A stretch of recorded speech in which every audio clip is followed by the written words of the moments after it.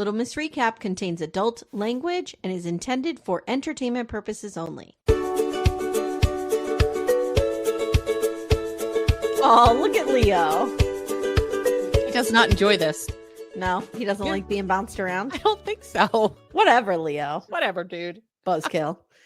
Hi, guys. Welcome to Little Miss Recap. My name is Amy Archer. I'm your host. I'm here today with my twin flame, Amanda Lipnack-Raydell, and we are here to talk about Lilith Fair. Yeah, we sure are. And it's October. Let's pretend we didn't have this conversation 2 minutes ago. Yes, It's and you October. didn't check with me on this branding. We're just going to pretend like we didn't already do this. It's fine. But I support the branding of October. Yeah, guys, I think it's going to be every Monday in October. You'll get a new documentary. We're starting with the Lilith Fair because a lot of our listeners wanted us to do it because we're all ladies of a certain age. We sure are. And yeah, so what'd you think of this documentary overall? I thought it was very good. I want to tell a funny story though first. Oh, go ahead. Oh, is it like just a chit chat story or is it a Lilith Fair story? It's a chit chat story. Okay, go ahead. Yes. So have I told you in the BDFs about the ducks that we keep finding in our home? Yes. Yeah, which I think is real weird. Found another one today. Where? So above our toilet in our bathroom, which is ensuite in our bedroom, there's a shelf cabinet thing in there, like nestled in behind things. It has to be the cleaning people. It has to be the cleaning people because no one else is in our bathroom. Right. And that would, like, when you moved in there, that would have been, you know what I mean? Yeah, they were empty. No, I really think it has to be the cleaning people. But now we have, I think, officially found a dozen of them. Oh, man. Yeah, it was hilarious. I found it. I was like, are you fucking kidding? So I come out Todd's office and I just have it on my hand standing next to him. And it took him a minute to realize it was me and all that. And he's like, God damn it. Where did that one come from? It's weird. It's weird. It's really weird. I know it's a TikTok trend. I know it's like a thing. Oh, I get that what it is? It's a Yes. TikTok trend? It's a TikTok trend. I get that. The People have explained that to me. I just don't know who did it. The only association I know with it is Jeeps. Right, because they have the rubber duckies on Yes. Jeeps. And these are the tiny little glass. Yes. They're not glass. They're plastic, but they look, some are clear, some are milky. That's but interesting. yeah. So I have to take them downstairs and add them to our little collection. Okay. All right. Okay. Now I'm thinking, like, aside from storing my ghost here to be able to haunt the people who live in my house after me, maybe I should be putting something else. Yeah. Yeah. Put ducks around. Ducks or, like, I don't know, stale tuna, something weird that people are like, ugh. Sort of like when we left a whole jar of gefilte fish in Todd's old refrigerator in his apartment with a sign that says, welcome to your new home. There you go. There you big go. thing of gefilte fish. Wow. Okay, All Lilith right. Fair. Talk about Yeah, happiness. so let's talk about this. So I've never been to a Lilith Fair. Okay. And I was trying to think about why, because I love all of these acts. I'm a huge Indigo Girls fan. I just think it was a combination of a few things. Number one is I was away at college. Yep. Number two is I had zero money. Right. And number three is I was in a very unhealthy relationship in which I did not do much. Where you weren't doing things on your own. Yeah. So that's my reasoning. But you've been to a few of them. Yes. I know I've been to 3. I think I've been to 4. Okay. Twice in Philadelphia, technically Camden, if you look at the list, just across the river, and then one at Montage Mountain, right around you. It poured rain. We were like in trash bags, and it took us easily 2 hours to get off that mountain. Yeah, the traffic on Montage Mountain has been a problem for a very long time. I'm sure. Especially if there's a baseball game at the same time. Forget it. Oh yeah. I don't even remember, but it was forever. But they were amazing. And it's amazing. Yeah. I've seen the Indigo Girls twice. I don't think I haven't seen anybody else. Okay. Of the lineup. Let me pull up the lineup real quick because I just want to. Yeah, I've seen a lot of those people individually, but a lot of them I got to see because of Lilith Fair. In 1997, the main stage artists, Fiona Apple, Tracy Bonham, Meredith Brooks, the Cardigans, Mary Chapin Carpenter, Tracy Chapman. Oh, I love Tracy Chapman. I love Tracy Chapman, and what a get that was. Paula Cole. Yep. Sean Colvin.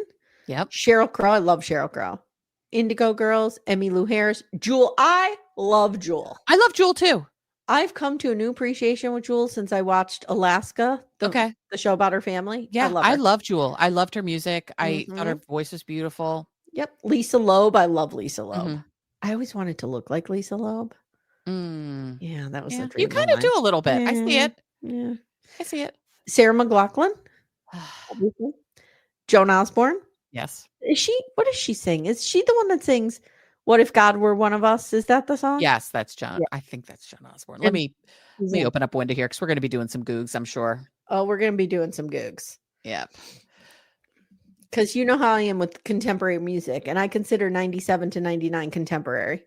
St. Teresa, What If God Was One of Us? Okay, yeah. Yeah, St. Teresa was my favorite Joan Osborne song. Okay, all right, yeah. Yeah, I remember her. Okay, so there wasn't a lot of note-taking here? No. It was an interesting documentary. It really just told the story of Lilith Fair. You were kind of waiting for some drama. Well, I thought like, okay, is like Elon Musk gonna swoop down and put an end to Lilith Fair, and they have to battle him like they're fighting Bowser at the end? That would be great. No, none of that happened. No. But it was nostalgic, and it was like a time and place, and it was like a reflective documentary. And it was interesting to hear the story of how it all started and how kind of the different people came in and how it really turned into this little movement. Which was really lovely. Fun fact, I saw Paula Cole. When Peter Gabriel toured for the for the Secret World album. Okay. Paula Cole was his female backup vocalist. And so I saw her there before like anyone really knew who Paula Cole was. It was right before Paula Cole run. Everyone knows her who has watched one episode of Dawson's Creek. Yeah, good for her. Get your money, girl. Get your bag. One thing I do want to say, one of the most interesting parts of the documentary, in my opinion, was how they talked about how this can never be recreated because the culture changed so much. And it kind of comes to a head with Woodstock 99, which we also covered. Who did I cover that with? Jenny, my sister. Jenny, yeah. I think we did that on Loomis Recap, right? Trainwreck, Woodstock 99. I think so. You might have done it on Gen X. This is why. Either way, you'll find it somewhere. It's either on Gen X, This Is Why, or Loomis Recap. But it was, and how just the toxic masculinity of the aughts is starting there. Yep.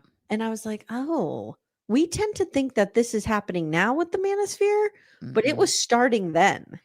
It was. And this type of music isn't so much a thing anymore. And I mean that by the singer-songwriter movement of music. And if people ask me what my number one favorite genre of music is, it is singer-songwriters. Same. Particularly female singer-songwriters. And I used to... Toxic men. You enjoy toxic singer-songwriters, yeah. I used to refer to like all of the Lilith Fair music as lesbian folk music. You didn't have to be a lesbian. Like Sarah McLachlan, like not one. a lesbian. Made you feel like one. Feminist. Yeah, you could be one. Women-centered folk music. And that's if I was ever gonna make out with a woman, it would have been at Lilith Fair. Oh, yeah. I'm sad I didn't make out with a woman at Lilith Fair. What was I doing like that's with my where life? It would have happened. Yeah, that's probably because I was there with Charlie. Oh, yeah, that would have been awkward. Yeah. So let's get into this, shall we? Yes. So again, Lilith Fair ran from 97 to 99. So we open with Sarah McLachlan. She's telling us in religious mythology, Lilith was Adam's first wife before Eve. He refused to treat her as an equal, so she left and built her own garden. Good for you, I knew girl. nothing about this. Yeah. I wrote Sarah McLachlan has a beautiful house. Yes, she does. So everything about Sarah McLachlan is beautiful. And if anybody comes after me and tells me terrible things about Sarah McLachlan, I don't want to know them. We won't believe them. I don't want to know them. I want to go see her in concert. She's touring again. I saw her last year when she toured for the 30th anniversary of Fumbling Towards Ecstasy. Cried the whole time, and also had that moment where during In the Arms of the Angel, I was able to do Will You Save a MILF? Because that was right in the middle of MILF Manor. Yes, I remember. Yeah, it's good times.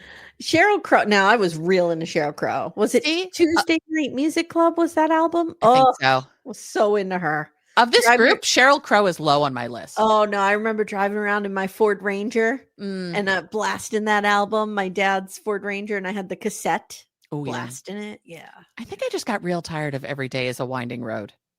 I don't think that was on that album. Okay, but maybe that's my issue. That was her next album that she put out right before this. Okay, because I just got over that. Stardom. Yeah. Just got over it. It was overplayed for sure.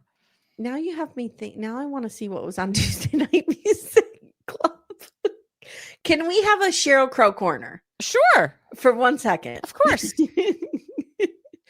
Okay, I'm looking. In 1996. So the album we're thinking of where If It Makes You Happy and all of that is on, and Every Day is a Winding Road is on her self-titled second album. Okay, got it. So her first album is Tuesday Night Music Club. All I Want to Do, Leaving Las Vegas, Strong Enough, Can't Cry Anymore. That's a good album. I did like Strong Enough. That song I really liked a lot. That's a good album. I think I just got over her because she really got overplayed for a while. And it was there were certain songs. Yep. It's like Gin Blossoms. I was like, I loved Hey Jealousy the first million times I heard it. And then it was the next day and I was over it. It was like, you just beat these songs into the ground and it's not good. So Amanda, on a scale of 1 to 10, tell me how surprised you are when I say the following fact. Okay. The music industry is controlled by men. What? Oh, it's a 10. Even Leo was surprised. He just went, what? Yeah, what? We don't value women artists? Nope. What? When Sarah McLachlan showed up and they were like, well, maybe if you lost 5 pounds, we'd be into you. Yeah, I'm really not surprised here. Liz Fair says, we felt as women this great sadness of why we didn't matter. Yeah. And she says she was asked to wear sexy outfits and she was just like ready to quit over the whole thing because it was so bad. I was like Liz Fair back in the day. I love Liz Fair. Yeah. Now we get some cultural context from Jewel. And she says it was Anita Hill, Monica Lewinsky. Yeah. Bill Clinton, that whole thing. Bill Maher openly calling Monica a fat chick, which we know is his go-to. David Letterman trying to kiss Jennifer Aniston against her will. Jewel says, some people would ask me as a young woman, could you really give a blowjob with those teeth? This was hard for me to watch, all of this. Because this was hard for me to watch too. Growing up, and even I'm going to do a call out here on Howard Stern. You guys know I like Howard Stern now. Right, but then he was gross. He was really part of the problem. The way he was all over Suzanne Vega was so uncomfortable. And that was tame compared to what Howard Stern did and said about women. I know. Yeah. Growing up during this time, like not growing up, but being older teenagers in our 20s and stuff, we were so like, I don't know, we just accepted this. It was just the way it was. Yeah, that women were just, I don't know, not as good as men. Period. It was the 3-hour lecture I went to my freshman year of how not to get raped. Yeah. Yeah. No boys went to any sort of lecture. No boys went to a lecture of how not to rape people. Yeah, no. It was all for us about how not to get raped. It's so crazy. So Suzanne Vega says Madonna used sex to sell out and I would not. And I didn't appreciate that because I didn't either. We don't need to dig on Madonna. She's a queen. She's a queen. And she's sex positive and we like it. She was revolutionary. I think the fact that she was so sex positive was part of what made her so great. Yeah. Because she had no shame and she was one of the first women artists, not one of the first, but she was one of the hugest women artists to just be out there with her sexuality and fuck it if you don't like it. Well, and I think you reach this point, not that I have ever been in this position, where you're just like, you know what? I'm going to use my sexuality. I'm going to lean into it. Yeah, and why not? Use it to get me places. Yeah. So Sarah McLachlan grew up in Halifax, and as a good Canadian girl, she says she was raised to basically keep sweet, make everybody happy. Yeah. She could not be herself. She had no friends, so she turned to songwriting, as you often do. Turn to the arts. Plug for arts saving people. She wanted to be in the band, and mom said, "You will fail. You will fail, darling. Do you think you're going to go anywhere with this, you big loser?" Wow. I'm like, wow. I hope her mother is sitting there going, called that one wrong. She was forced to grow her own belief system, she says, because nobody else believed in her. Mm-hmm. So she gets a team around her of, ironically, men. And I'm like, okay, well, I guess sometimes you have to work within the system. Yeah, but they all seemed they were all supportive, but they were all incredibly supportive. Could those jobs have gone to women? At that least time, it was probably a lot harder to find. Yeah. So she gets a tour manager, Dan Free. Their names don't really matter. Dan Free. Let me tell this story real quick. I'm down at my dad's house the other day. Did I tell you this? I don't think so. I don't know if so. I was down at my dad's house the other day, and we were trying to describe somebody to Timmy that I thought he would remember. Okay. And my dad's like, the guy that's the photographer for blah, blah, blah. And I'm like, Timmy, he had a big beard. And Timmy just couldn't remember, right? And so then my dad goes, it doesn't matter. He's inconsequential anyway. And I was like, oh my God. Good.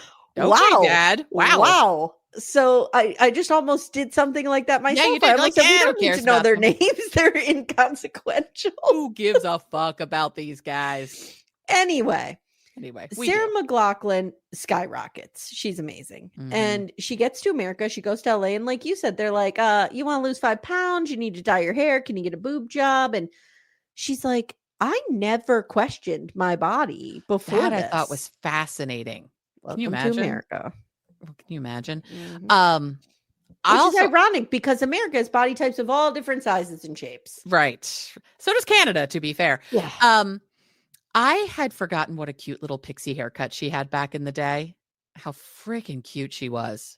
She's always been stunning, but the cute little hair with the cute little barrette. I always wanted to be the person who could have the cute little barrettes in my hair. And me too. No, I never looked good. I know what I wanted to look up. I wanted to see how old she was. Oh, she looks like a baby. She's born in 68, so she's 5 years old. 98. So she's what, 30? 29 at this point? Yeah, 29, 30. Yeah. Yeah. Okay. All right. Well, she's adorable and I love her. Mm-hmm. So she says, this sucks and I'm lonely. So I'm going to put another woman on the ticket with me. And the men in the industry were like, what? A tour with 2 women? What are you talking about? Nobody's going to come to this. No. Mm-mm.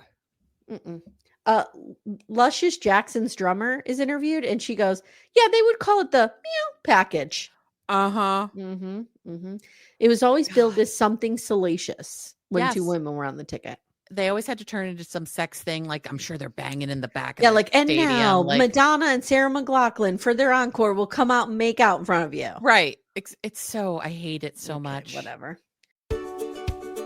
Little Miss Recap will return in a moment. For ad-free episodes, visit littlemissrecap.com/support. So Sarah McLachlan says, fuck off, and she calls Paula Cole. Mm-hmm. On tour, on this tour together, Paula would open the show by thanking the audience for being women supporting other women. And the tour started doing really well and selling out. Mm-hmm. In 1996, Sarah's team's like, this is fun. Let's get more people on board. And Sarah says, that's fine, but they are all female. That's my only, caveat there. And so they just asked. And Sarah's like, it was so simple. We asked and they said yes. And her team is like, no, it was really hard and we worked our asses off. I appreciate We were behind the scenes, girl, making this all happen for you. You were just out there writing songs and singing Hold On and Ice Cream. It's fine. And now the work back here. My girl crush, Lisa Loeb, who, oh God, I love her so much. She's a bit hesitant to sign up because she's like, I went to like a whole girls' school thing and I didn't want to be lumped in with just other women and just seen as a girl who plays guitar. But then she saw like the names that were signing on for this. And she's like, yeah. They did 4 shows in 1996. It was a success. And in 1997, Amanda, they did 35 shows and they built a festival. It's amazing. Mm-hmm. Mm-hmm. And it was like one of those events where you felt really safe. Yes. Dan Levy talks about that later. It was an event where you felt safe. Yeah. Yes, there were men there. Yeah. But a man who's going to Lilith Fair, I'm not going to say that bad dudes didn't go. But for the most part, a man who's going to go to Lilith Fair respects women. Respects and values women and treats them that way. Yeah, I agree. I agree. And, yeah. Sheryl Crow was the big headliner at first. They were, really happy to have her, but then they brought in Tracy Chapman. And they're like, nobody missed Tracy Chapman's set. No. Like, it was amazing. She is so fantastic. I wish she was more public, because I wish she performed more. But oh my God, she's such a powerhouse. Yeah. The promoters had a really hard time getting sponsors, because even like water bottle companies were like, ew. Women? Girls? No. Women don't drink water. No, it's cooties. Brandi Carlile went. Yeah. As I love her so much. And she's like, this was so amazing. Yeah. She's like, it was total freedom. And I was a punky baby dyke and the only one out in my high school. I loved her. I know. And she's like, there was so much in the Lilith Fair that was happening in the queer community that, sort of echoed what was happening in the greater culture, which was Ellen coming out that year and stuff like that. Jewel's amazing. I love her. We see some Jewel performing. If you guys have not watched Alaska, I need to watch that. I've not watched it. Her whole family is so talented. Really? I'll have to watch that. Fun fact, she stayed at my Charlie's friend's Zach's house in San Diego, like when she moved down there. When she was living out of her van and all that stuff. Yeah. She stayed with my friend Zach. Okay. Very before she was really anybody. Who is it that you just said that I wanted to make? Brandi Carlile? Brandi Carlile. I saw a video of her and her wife, and they were doing a Lilith Fair game. If they were name that song. And her wife was just schooling her on every song. It'd be one note. She'd be like, Lisa Loeb. She's like, how are you getting all of these? That would be Timmy. Timmy knows music like unbelievable. But to be fair, I'm not a musician. Right. It would be like Timmy and I playing trivia and him schooling me in novelists or something. Right. Yes. Yeah. Which he probably could. All right. So one thing I loved is they talked about how the festival heavily employed women. So they were looking for women crew members, women sound engineers. And somebody says, I think it's Sarah, that Lilith was this incubation of female talent in front of and behind the stage. I thought that was a cool quote. That's wonderful. And I wonder how many women were able, it'd be interesting to find the stats of how many women were able to get their foot into the industry via Lilith Fair. Yeah. These women that were hired. Yeah. They might not have been hired. Yeah. Yeah. Road crew and stuff who might not have been hired for other tours like this. Yeah. They were the first tour to bring in healthcare. And they say grown men were crying because they could send their kids to the dentist. And I wrote #America. #America. What was the first thing I texted you this morning? Yeah. Switch over health insurance to Todd and save us a boatload of money. Yep. The Indigo Girls come on board. Now, I would argue, even though I loved the Indigo Girls more, I think Sheryl Crow's a bigger name at this point, more mainstream. At this point, she's a much bigger mainstream name. In the indie world, Indigo Girls are everything. Yes. But in mainstream pop radio, Sheryl Crow was definitely bigger. But the Indigo Girls just had such a cachet about them. I know. I love them so much. God, I was so into Amy Ray back in the day. Really? She was so high on my list of women for whom I would have ventured to her team so quickly. All I know is when I was teaching myself to play guitar, I was really wanting to learn an Indigo Girl song. And it's just, they're too hard. Yeah. I can do Closer to Fine. That's about it.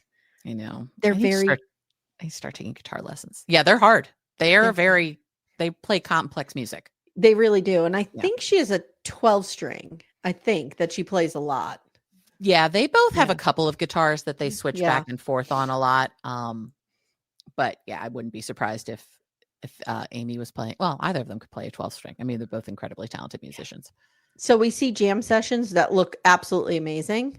Did this happen at your Lilith Fairs? A bunch of people come out during the encore and play together? Yes. Yeah, that's great. It was just such a happy, fun, warm environment where anything could happen in between sets. People would just be bopping around and different music. Ask Timmy if he's ever been. I bet you he went to one. Wouldn't shock me. Because he went to see Tori a whole bunch of times. He was into that kind of stuff. I wonder if he went to a Lilith Fair. Surprised Tori Amos didn't make it. I know, me too. I was There's waiting like to a see her. couple artists that I was always like, why didn't they get in on Because I saw this? like when they did the sponsorship stuff, I saw like a big tent for Rain. So I thought I was expecting to see her. No. Yeah, no. So Amy and Emily say, we were so gay. We thought people would be weirded out, but nope. And now we see them all on stage playing Closer to Fine, and Jewel is yodeling. And I was like, oh my God, I wish I could see this. I know. It would be so amazing. Can you imagine just sitting on the floor backstage at Lilith Fair and they're all figuring out the harmonies of how they're going to sing together? So great. I would have been like an apoplectic sobbing mess. I again implore anyone who loves singer-songwriters and just that whole artistic method and stuff like that to watch Nashville. It's all about it. If you can take out the melodrama, which there's not a ton. Okay. I never watched Nashville and I should. Songwriting is so good because they're actually doing it. Right. Like they hired people to write them could songs. Sing. And so like they are actual musicians from Nashville who are like in the show. Could Connie Brinton sing? Yeah, she sings her own stuff. Oh, okay. Yeah. Yeah, it's good. It's interesting. Me too.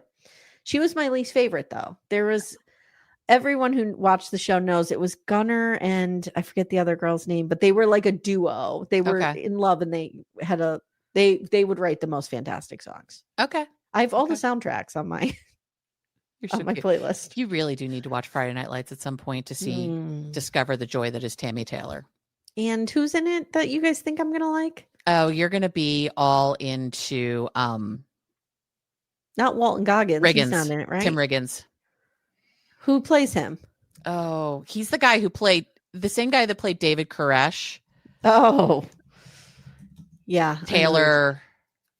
Oh, yeah. Taylor Kitsch. Yeah. Yep. Look at me. I got there. Wow. Took a minute. Okay. Oh, I don't like his hair. And he no, looks you would like, you will like him in Friday Night Lights. Is he grizzled? Is he grizzled enough for me? He's grizzled. He's dirty. He's tortured. Okay, he looks pretty clean in these pictures. He comes from a real rough family. Okay. He's raised by his brother. Okay. Because his father, I believe, was an addict. Like he's broken enough for you to be into him.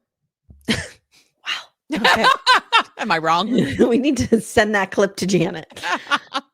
So there was an air of acceptance. Everybody says that, like we were talking about earlier. People felt safe. People felt warm. People felt just a bond with the audience. Yeah. And they were also giving a fuck ton of money to charity and demanding that sponsors did it as well, which I loved.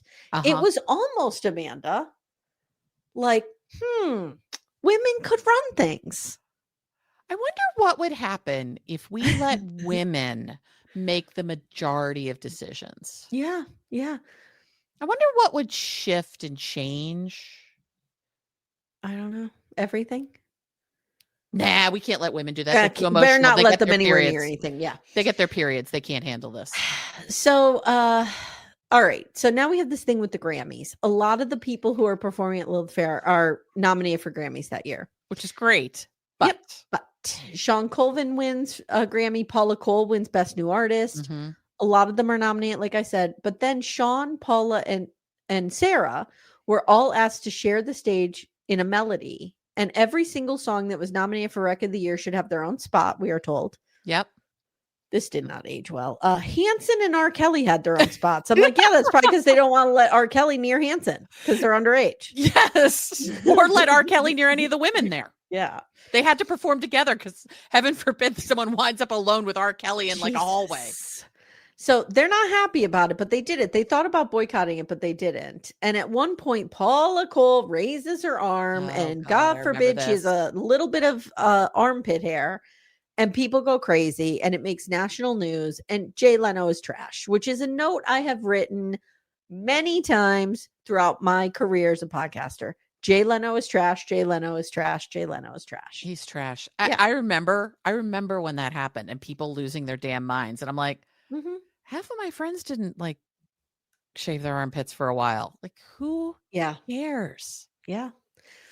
So the fair starts getting some pushback because of a lack of diversity. They're calling it the Lilith White Fair. And I just wrote, would we hear this criticism about a male tour?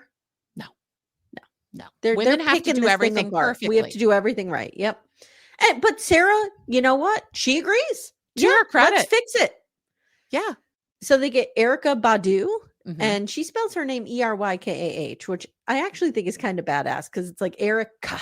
Yeah. Oh, I always thought she was cool. I was never super into her music. Yeah. But I always thought she was very cool. I liked her. Missy Elliott, who I love.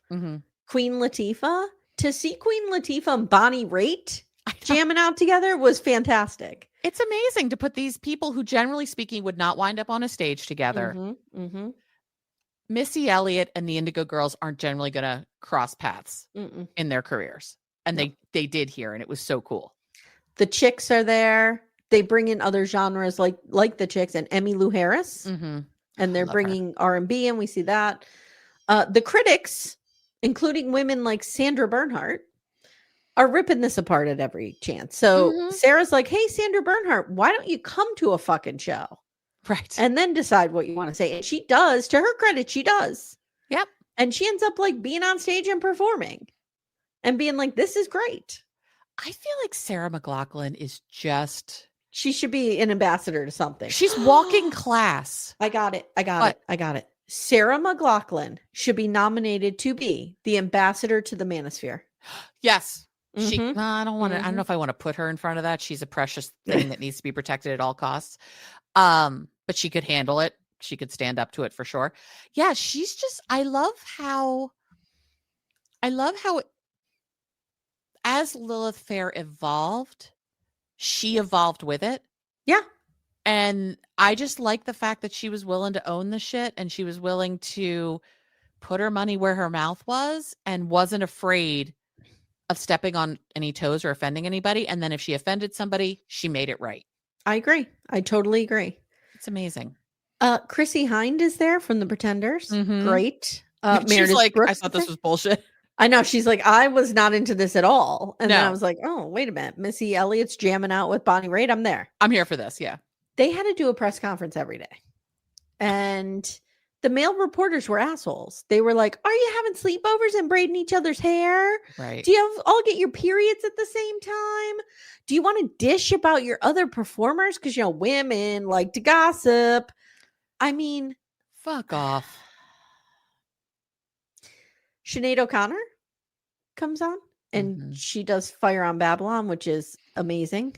God, all right. This is a true RIP. Yes, it is really a true RIP. I loved her so much. Hearing Sarah and Sinead sing Angel was amazing. Yep. Dan Levy's there, Amanda. I love him so much. Am I saying his name right? Levy? Yeah. Levy, yeah. He says being there was one of the earliest moments he had of safety. He was 12 or 13. He was in the closet. He was being bullied. This felt safe. Oh God, there are a lot of little child he was. I know. There were a lot of testimonies from teens who were queer and either were not out or were newly out, and they felt accepted here. But there were also a lot of men. Like, I think it had the reputation that only women were there, and that was not the case. No, there were definitely men there. Charlie, I know, went to one of them with me for sure, because that was our jam of music. Like, the thing that he and I bonded about first and foremost was a love of singer-songwriters and music. I'm asking Timmy if he ever went. I don't know if he did. Okay. I could see it, but maybe not. Yeah, I mean, there's a lot of men there. Yeah. And like we said, men who go to this are our allies. Women. They're cool. Yep. You're cool. You're one of us. You're a lady of a certain age now. They're happy to celebrate and raise women up. Yep. So Sheryl Crow said she was super inspired as a young person by Bonnie Raitt, and to have her here and to play with her. And I just wrote, Bonnie Raitt could play the fuck out of a guitar. Bonnie Raitt is such an incredible musician. Another thing they talked about that I thought was really cool is there was a lot of mothering. There were a lot of babies. There was a lot of breastfeeding. There was a lot of babysitting, handing Erykah Badu out there just singing with her baby on her shoulder. With their baby. Yep. As you do. Which, God, if we could just like normalize mothering, parenting in general. Men should be normalized to do this too. Like, there's no reason. Does Eddie Vedder have children? I think so. Okay. I'm just going to pick him. Like, I mean, we're waiting for the DNA test, but I understand, to make sure your children aren't his. Yes. But why couldn't a man also have his baby out there while he's singing? Like, Yeah, he has Olivia and Harper. That's right. He does have children. Yeah. Good names. Good names. I like both those names. We considered Harper. I love the name Harper. I do too. But I agree with you. Why couldn't we just normalize bringing your baby to a rock festival? I mean, the only issue I would have is the ear thing, but you can put little headphones on little babies. Yeah, absolutely. Yeah. There was also a huge emphasis on promoting new talent. We see Christina Aguilera doing At Last. Right. And like baby Christina Aguilera. Killing it. Yeah. Nelly Furtado's there. India Ari. She's like a bird, you know. Yes. Anytime her name would come up, Charlie and I would just look at each other and go, she's like a bird. She's like a bird. Little Miss Recap will return in a moment. For ad-free episodes, visit littlemissrecap.com/support. They set up a village, which was a new concept, and there were like sponsor booths that you could go to, but a lot of them were like orgs. Right. Like I said, there was RAINN, there was Planned Parenthood, there was it was like an eco village of, you know, pro-environmental, pro-women, pro, you know, peace. And they weren't just trying to sell you shit like you go to now. No, if you bought anything, it was to benefit these groups, or you donated money, or they had, you know, educational materials and whatever it was, or, you know, you get a water bottle and so you stop using your plastic water bottle, whatever it is. Yeah. And it wasn't $45 to get the water bottle. Yeah. So they had planned, let's get into the Texas of it all, shall we? They planned a Planned Parenthood booth, and the venue in Texas was like, nope, not happening. Joan Osborne, badass, talks about it openly at the press conference. She's like, this is bullshit. We should be able to have this here. And Sarah McLachlan's like, I was super uncomfortable because I was raised not to rock the boat. Yeah. Like this put her out of her comfort zone. And I like that she admitted that. Like putting my money where my mouth is wasn't always comfortable for me, and it was hard. Yeah. I wish we could change the narrative about Planned Parenthood for so many people in this country, because so little of what Planned Parenthood does is abortion services. Doesn't matter. I know. It's just the rage target. It's the largest provider of women's health care in this country. Yeah. It's an incredible organization that does incredible work. And because of the Hyde Amendment, not a single penny of federal funding funds abortions. So like, stop. I mean, that's why I'm done with I did like the breast cancer 3-day walk, the Susan G. Komen. That's why I was done with them. Because they wouldn't give money to Planned Parenthood. And I'm like, how could you be the largest, you know, fundraiser for breast cancer and then not fund the largest provider of mammograms in this country? There were other problems with the Komen thing too, weren't there? Oh yeah. That was a lot of like the percentage of money that was getting to the causes was not that great. And, yeah. And there's arguments to be made about just funding of breast cancer in general and how it's so usurped other cancer. Like it's very complex. There's enough problems for everyone to go around. Yeah, for sure. So, the compromise they came to with this venue is, okay, Planned Parenthood can be there, but nobody can talk about it. Right. So Joan Osborne gets up there and she's wearing a pro-choice shirt and she's like, thank you, Planned Parenthood, for being here tonight. Yep. Fuck off. Loved it. Yep. What were they going to do? Shut down the whole festival?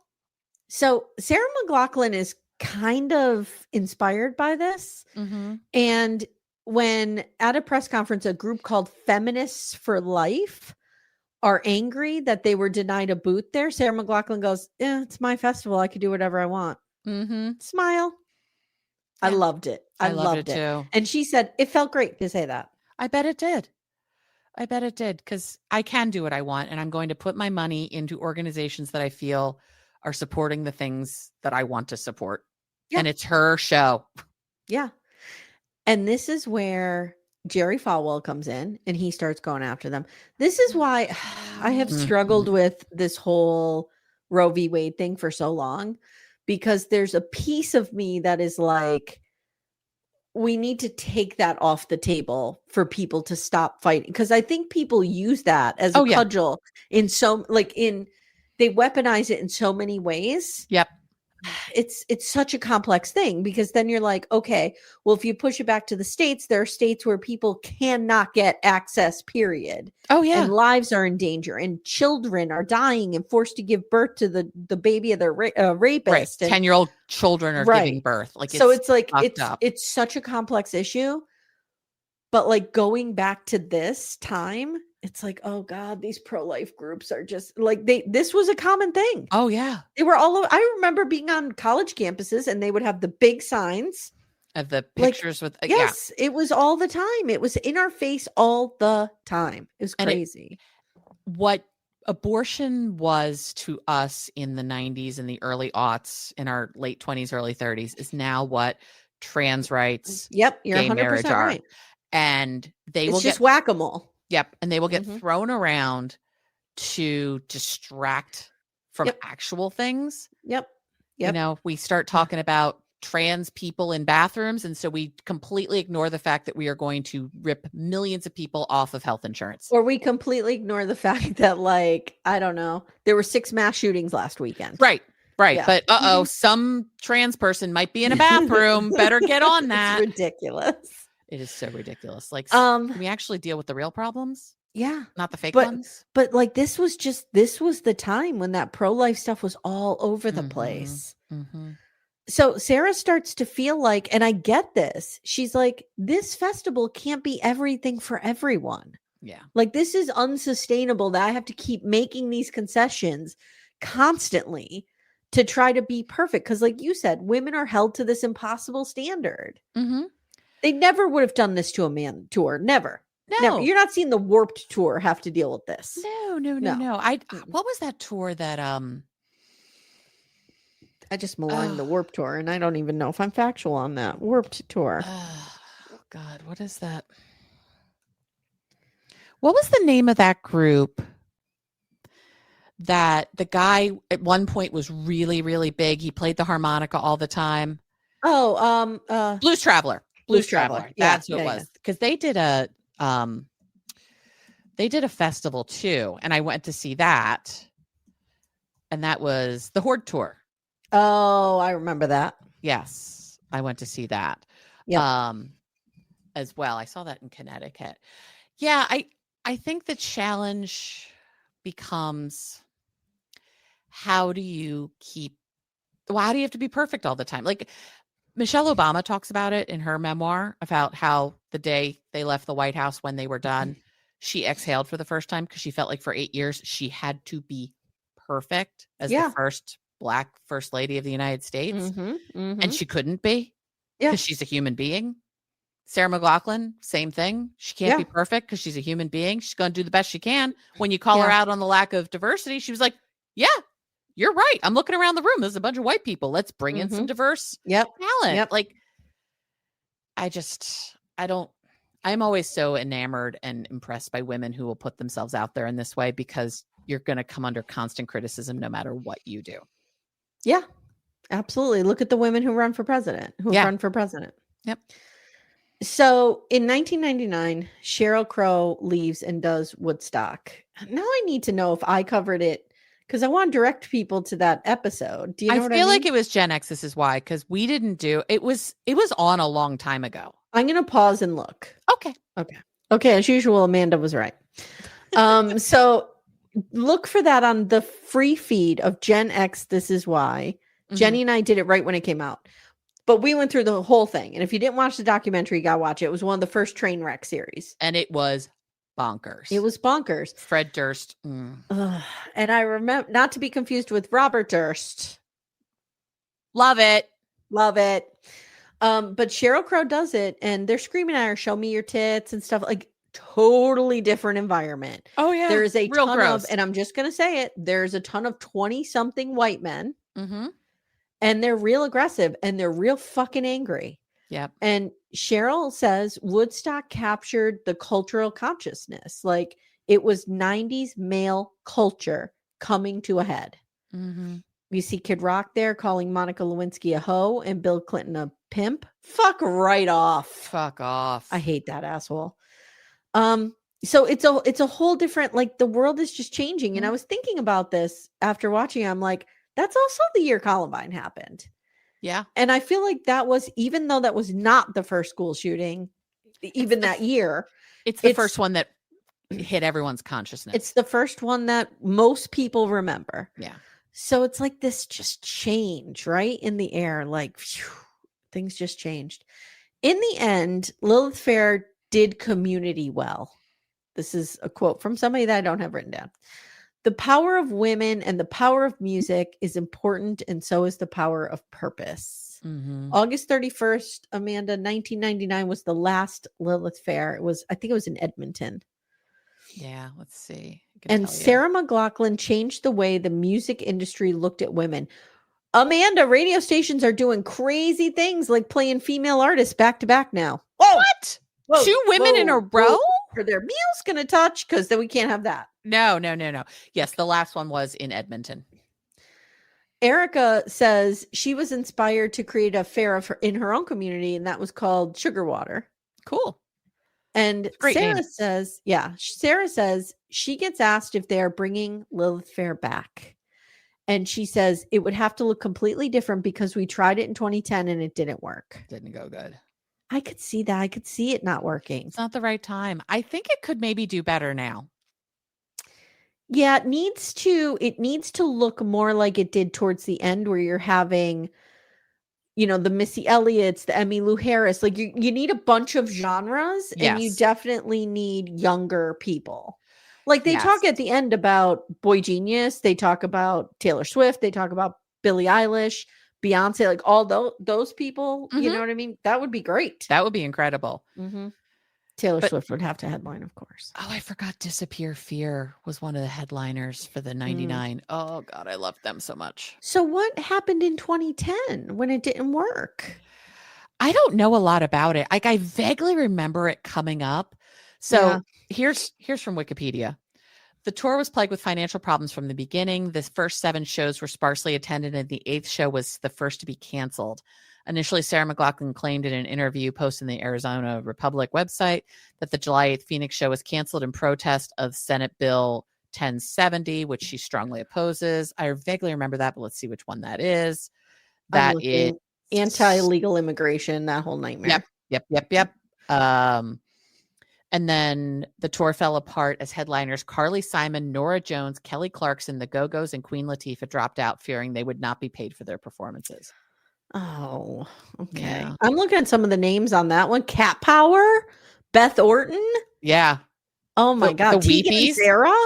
Yeah. The Weepies. Oh God. I would have loved to have seen this. Yeah, I would have too. Jesus. Suzanne Vega.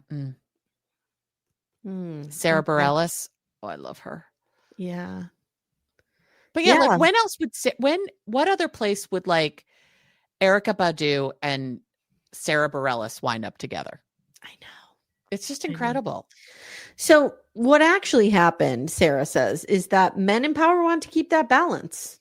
Mm-hmm. That's what happened. So they almost start boycotting people who were at the original Lilith Fair. Like it gets real weird. Yeah. But this is where they say like progress finds a way. And then we get a little Boy Genius, and I love them. And of course, Taylor and Billie Eilish and Beyonce. And we get a little Brandi Carlile tour at the end. Yep. And that's kind of where we end, like on this positive note of, are we swinging back around to a more female centered music industry, or at least are women finding, I think we're getting close, representation? I think we're getting back to it. I mean, Brandi Carlile throws her Girls Just Wanna festival in Mexico every year, which I would love to go to, but I'd need to win the lottery in order to do it. Brandi Carlile is someone I would really like to see live. I never have. I was supposed to, and then I forget why we wound up not going. I think my friend I was supposed to go with got COVID or some. I know you will not be surprised by this. Yes. Not a huge concert person. I know you're not. Too many people. Yeah. It depends. Like if it's in a small venue, I'll go 100%. But I'm not a big like out in a field festival kind of. I guess I would have liked that when I was younger. Yeah, now it just feels uncomfortable. I am such a concert person. I have gone to so many concerts. It's one of those things that I just really love. And when Charlie and I met, he was volunteering for an organization that put on folk shows.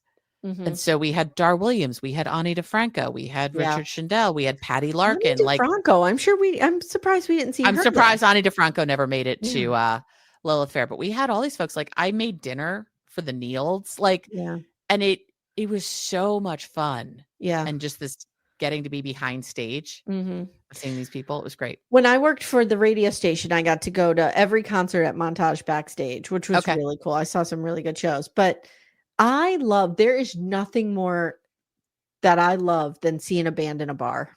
Going and see just your local musicians. I love it. That's why I want to go to Nashville so bad. Oh, we should go. I just want to go hear really good music. Walk up and down Broadway in every bar. Bars. Yep. Bar after bar after bar is phenomenal music and people that are just dying to break in. Like, I love live music. I just like it in a smaller kind of. I prefer it in a smaller venue condensed way. Yeah. I don't really like big stadium shows. I just don't. The only band that, well, let's see. I saw Coldplay a couple of years ago, but really at this point, the only big stadium show I would go see again is U2, because Wendy and I will always go see U2 together. Yeah. It's just our thing. All right. Well, we've said it all. Yeah, this was a nostalgia documentary. It wasn't I recommend watching it, guys. If you grew up during this time or you were around it, watch the documentary. There's a lot of just good performances and music, and you'll be like, "Oh, I love that song." Oh, right. I forgot about that person. Oh my God. Yep. Yeah. That was the fun of it more than the, crazy story, because it wasn't that much of a crazy story. I agree. Yeah. So. I kept waiting for I don't know, some controversy of some sort. Yeah. But there wasn't, because everybody lived happily ever after, because it was thrown by women. Right. Because women are going to just be chill. Unlike Woodstock 99, where it ended in raping and fire. Right. Or Lilith Fair did not end like that. Or that Astro World situation. Oh, yes. Oh, God. All right, guys. So let's go through what we have coming up this week. So today's Monday. Tomorrow you're getting your Seeking Sister Wife, of course. Whoop, whoop. You're getting 90 Day the Other Way. On Wednesday, over on Murder She Watched, my Murder Show podcast, you're getting Death in Apartment 603, What Happened to Ellen Greenberg on Wednesday. I need to watch that. And Amanda and I are finishing our Big Love rewatch this week. I can't believe it's over. It's over, girl. It's over. Yeah. And Axel and I are continuing Special Forces as long as Cody hangs in there. We'll see. We'll see how long he does. I think he's going to go far. I think he's going to make it pretty far. I think so too, particularly given that he keeps being one of the people they're throwing out on the press junkets for it. Yep. Tells me because he's not the big name that's there. No. Teresa Giudice is a way bigger name than Cody Brown. Yeah. And the fact that he's the one they keep throwing out, I'm like, ugh. But Amy, I love quarterbacks. I love quarterbacks. Breathe through your mouth, dude. Breathe through your mouth. All right, guys. Thank you so much for listening. Hey, if you get a chance, do us a favor. Leave us a 5-star review if you think we've earned it. We would love that. Thank you so much. And we'll see you next time. Take care, everyone. Bye. Bye.